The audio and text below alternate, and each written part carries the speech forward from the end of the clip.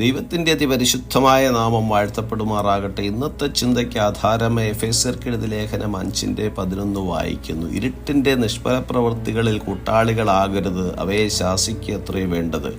ക്രിസ്തുയേശുവിൽ ഏവർക്കും സ്നേഹവന്ദനം. എഫേസ്യ ലേഖനം 5-ാം അധ്യായ ആരംഭത്തിൽ തന്നെ അപ്പോസ്തലനായ പൗലോസ് പ്രബോധിപ്പിക്കുന്നത് ആകയാൽ പ്രിയമക്കളെന്ന പോലെ ദൈവത്തെ അനുകരിക്കുവിനെന്നാണ്. വിശുദ്ധന്മാർക്ക് ഉചിതമല്ലാത്ത ദുർനടപ്പ്, അശുദ്ധി, അത്യാഗ്രഹം ഉണ്ടാകുവാൻ പാടില്ല. ദൈവരാജ്യ പ്രവേശനത്തിന് തടസ്സമായി നിൽക്കുന്ന എല്ലാ തരത്തിലുള്ള ദുഷ്പ്രവൃത്തികളിൽ നിന്നും അകന്നു നിൽക്കേണ്ടതാകുന്നു. വെളിച്ചത്തിലുള്ളവരായി നടക്കുക എന്നുള്ളതാണ് കർത്താവിന് പ്രസാദമായിട്ടുള്ളത്. വെളിച്ചത്തിൻ്റെ ഫലമെന്നത് സകല സദ്ഗുണവും നീതിയും സത്യവുമാണ്.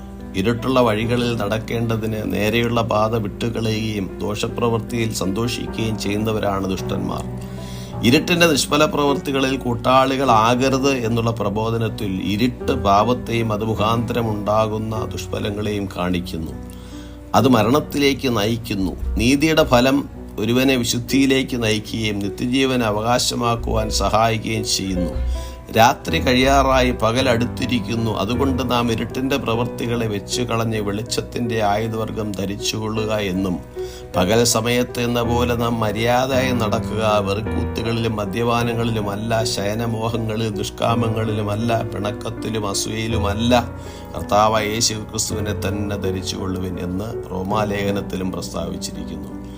ഒരു വിശ്വാസി ജീവനുള്ള ദൈവത്തിൻ്റെ ആലയമായിരിക്കയാൽ നമ്മുടെ ശരീരത്തെയോ ആത്മാവിനെയോ മലിനപ്പെടുത്തുന്ന എല്ലാത്തരം പ്രവൃത്തികളിൽ നിന്നും ശുദ്ധീകരിക്കപ്പെടേണ്ടതാകുന്നു. ഇരുട്ടിൻ്റെ അധികാരത്തിന് കീഴിലായിരുന്ന നമ്മെ ദൈവം തൻ്റെ സ്നേഹസ്വരൂപനായ പുത്രൻ്റെ രാജ്യത്തിലാക്കി വെച്ച പിതാവിന് സ്തോത്രം. യേശു പറഞ്ഞു, ഞാൻ ലോകത്തിൻ്റെ വെളിച്ചമാകുന്നു. നമ്മുടെ സ്വർഗസ്ഥനായ പിതാവിനെ മഹത്വപ്പെടുത്തുമാറ് അനേകർ വെളിച്ചത്തിൻ്റെ പ്രവൃത്തികൾ നമ്മളിൽ ദർശിക്കുമാറാകട്ടെ. ദോഷപ്രവൃത്തികളോട് അനുഭാവം പാടില്ലെന്ന് മാത്രമല്ല, അതിനെ ശാസിക്കത്രേ വേണ്ടത്. അതായത് ദോഷപ്രവൃത്തികളോട് നിഷേധമായ നിലപാടെടുക്കുകയും തുറന്ന ശാസന ഉണ്ടാകുകയും വേണം. ഇരുട്ടിൻ്റെ നിഷ്ഫല പ്രവൃത്തികൾക്കെതിരായി സാക്ഷ്യം വഹിക്കുക മാത്രമല്ല, അവ തെറ്റാണെന്നുള്ള ബോധ്യം മറ്റുള്ളവർ വരുത്തുകയും ചെയ്യേണ്ടത് ഉത്തരവാദിത്വം നമുക്കുണ്ട്. അശുദ്ധിയെ ശാസിക്കുകയും വിശുദ്ധ ജീവിതം നയിക്കാൻ ആവശ്യമായ ഉപദേശങ്ങൾ നൽകുകയും ചെയ്യണം. അതെ, നാം ഇരുട്ടിൻ്റെ നിഷ്ഫല പ്രവൃത്തികൾ കൂട്ടാളികളാകരുത്, അവയെ ശാസിക്കത്രേ വേണ്ടത്.